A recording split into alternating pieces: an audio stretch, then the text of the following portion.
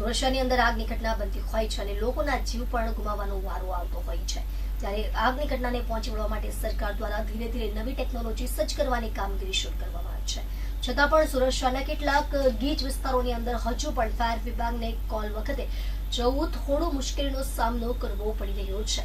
ત્યારે જાણીએ સુરત શહેરના ફાયર વિભાગને કઈ રીતે કામગીરી છે અને કેવા સમયે કેવી રીતે તે કામગીરી કરી છે। Hitesh Thakor, incharge divisional fire officer, Surat મહાનગરપાલિકા ફાયર અને ઇમરજન્સી સર્વિસ। આપણે જોઈ રહ્યા છો કે હાલમાં તબક્કાવાર આગ અકસ્માતના કોલ વધી રહ્યા છે।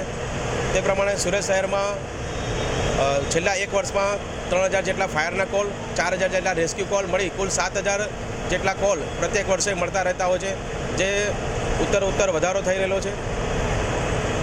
ગત વર્ષે 20 જેટલા મેજર કોલ ફાયર વિભાગને મળેલા છે, જેમાં સુરત મહાનગરપાલિકાના ફાયર વિભાગે 225 જેટલા માણસોને રેસ્ક્યુ કરી અને સહી સલામત રાખેલા છે।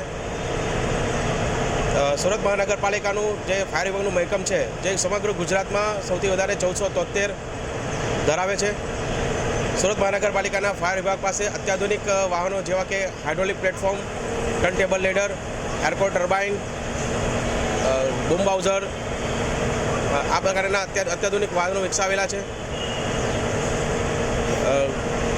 રેસ્ક્યુ કોલની વાત કરીએ તો આગ અકસ્માતના કોલમાં ડિવાઇન સેન્ટર નામના બિલ્ડિંગમાં આગ લાગી હતી, ત્યારે 22 જેટલા માણસોને કતારગામ ફાયર સ્ટેશન દ્વારા રેસ્ક્યુ કરવામાં આવેલા હતા।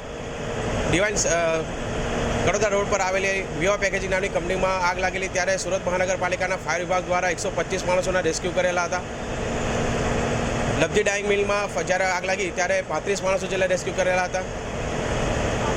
આ પ્રકારના અત્યાધુનિક સાધનો ઉપયોગ કરી સુરત મહાનગરપાલિકાનું ફાયર વિભાગ સતત પ્રયત્નશીલ રહેલું છે।